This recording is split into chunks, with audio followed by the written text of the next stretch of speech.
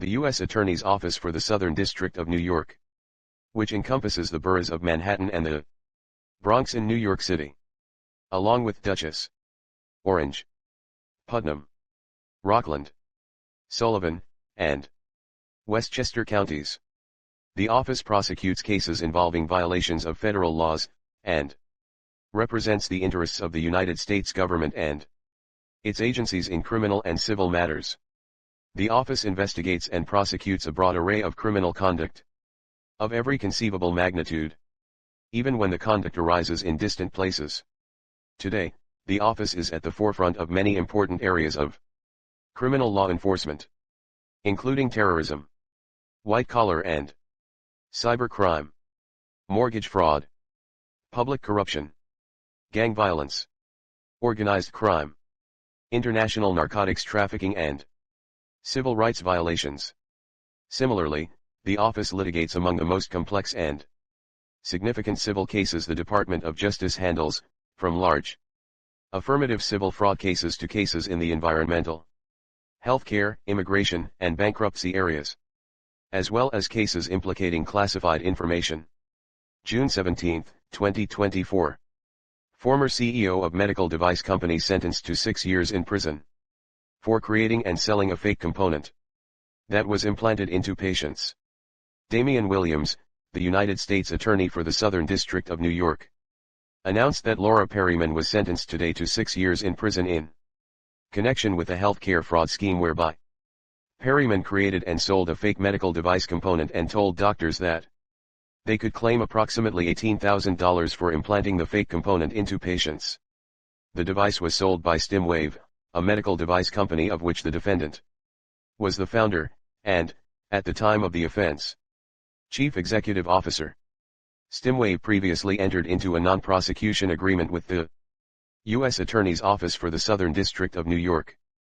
Perryman was found guilty of healthcare fraud and conspiracy to commit healthcare fraud and wire fraud following a 2-week trial before U.S. District Judge Denise L. Cote, who imposed today's sentence.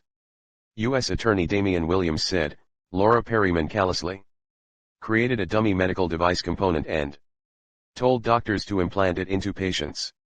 She did this out of greed, so doctors could bill Medicare and private insurance companies approximately $18,000 for each implantation of that dummy component, and so she could entice doctors to buy her device for many thousands of dollars.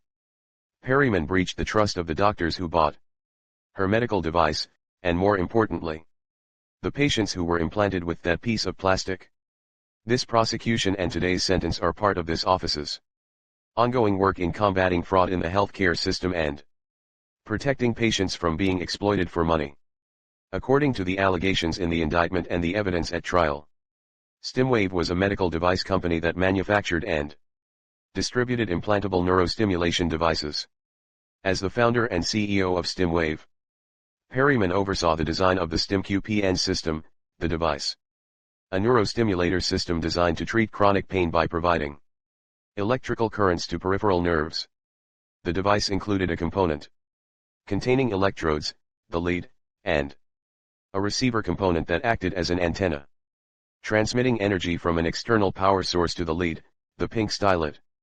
From at least in or about 2017 up to and including 2020. Perryman, as StimWave CEO, engaged in a multi-year scheme, the scheme to design, create, manufacture, and market an inert, non-functioning component of the device called the white stylet. The white stylet was marketed as a receiver of radio frequency energy, but it was made of plastic and could not function as a receiver. StimWave sold the device to doctors and medical providers for approximately $16,000. Perryman instructed healthcare providers to bill medical insurance providers, including Medicare, for implanting the device into patients through 2 separate reimbursement codes. One code was for implantation of the stimulator portion of the lead, and a second was for implantation of a receiver. The billing code for implanting the lead provided for reimbursement at a rate of between approximately $4,000 and $6,000, while the billing code for implanting a receiver provided for reimbursement at a rate of between approximately $16,000 and $18,000. Soon after the device was released, physicians informed StimWave that they were having Trouble implanting the pink stylet in certain patients because the pink stylet was too long. Perryman knew that the pink stylet could not be cut or trimmed to shorten it, without interfering with the functionality of the pink stylet as a receiver, and, without a receiver component for doctors to implant and seek reimbursement for. Doctors would incur a substantial financial loss with every purchase of the device, thereby making it more difficult for Perryman to sell the device to doctors and medical providers at the approximately $16,000 price. However, StimWave at the direction of Perryman did not lower the price of the device so that its cost to doctors and medical providers could be covered by reimbursement for the implantation of only the lead.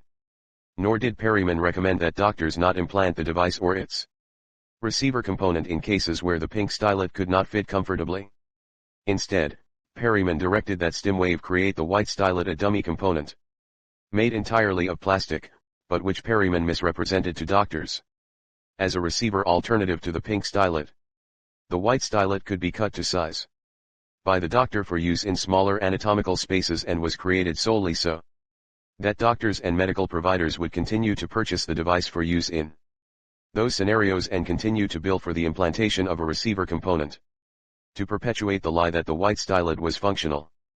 Perryman oversaw trainings for doctors that indicated the white stylet was a receiver, when in fact it was made entirely of plastic, contained no copper, and therefore had no conductivity.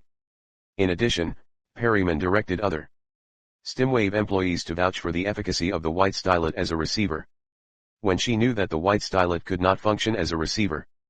As a result of these misrepresentations regarding the functionality of the white stylet, Perryman caused doctors and medical providers to implant the white stylet into patients and submit reimbursement claims for implantation of the white stylet to health insurance providers, including Medicare. In addition to the prison term, Perryman, 55, of Delray Beach, Florida, was sentenced to 3 years of supervised release. Mr. Williams praised the outstanding investigative work of the Federal Bureau of Investigation for its assistance in this matter. June 18, 2024. Rikers Island Corrections officer sentenced to over 3 years in prison for conspiring to smuggle contraband in exchange for bribes. Damian Williams, the United States Attorney for the Southern District of New York, announced that Jason Skeet was sentenced to 37 months in prison for conspiring to smuggle contraband to inmates at Rikers Island in exchange for bribes between January 2020 and June 2022. Skeet smuggled contraband, including marijuana, to inmates approximately 100 times during that period. Skeet previously pled guilty to conspiracy to commit bribery before U.S. District Judge Jennifer H. Reardon, who imposed today's sentence. U.S. Attorney Damian Williams said, Jason Skeet flagrantly abused his position of public trust by repeatedly smuggling contraband to inmates in exchange for bribes. Rikers Island is less safe, for inmates and officers alike, when corrections officers accept bribes to smuggle contraband. This prosecution and today's sentence reflect this office's commitment to bring accountability to those in the corrections system who abuse their positions of trust. According to the complaint, the information, court filings, and public court proceedings from approximately January 2020 through June 2022, the defendant conspired with others to smuggle contraband, including marijuana, cigarettes, and food, to inmates housed at the Northern Infirmary Command on Rikers Island in exchange for bribes. The defendant smuggled contraband for inmates housed on Rikers Island approximately 100 times between the start of the COVID-19 pandemic and June 2022 in exchange for tens of thousands of dollars in bribe payments. For example, on April 20 and May 9, 2022, an inmate 1, using a contraband cell phone, texted the defendant requesting cigarettes and marijuana. On each occasion, Skeet agreed to smuggle in the contraband in exchange for $1,000. An inmate 1 proceeded to transfer $1,000 via Cash App into an account identified by Skeet. With respect to the May 9, 2022, contraband request, Skeet, referencing 2 Ziploc bags containing marijuana, texted inmate 1, in part, "2 big zip coming your way." The contraband cell phone used by inmate 1 was later recovered by law enforcement and found to contain the below photographs, taken only a few days after Skeet agreed to smuggle bags of marijuana for inmate 1. Skeet later acknowledged during a voluntary interview with law enforcement officers that he smuggled contraband to inmates on Rikers Island approximately 100 times since the start of the pandemic in exchange for bribes. In imposing a sentence at the top of the advisory sentencing guidelines range, Judge Reardon remarked that Skeet's conduct was serious and dangerous and reflected an extraordinary lack of respect for the law. In addition to the prison term, Skeet, 46, of Brooklyn, New York, was sentenced to 3 years of supervised release and ordered to forfeit $45,644. Equality before the law, also known as equality under the law. Equality in the eyes of the law, legal equality, or legal egalitarianism, is the principle that all people must be equally protected by the law. The rule of law is a political ideal that all citizens and institutions within a country, state, or community are accountable to the same laws, including lawmakers and leaders. It is sometimes stated simply as no one is above the law.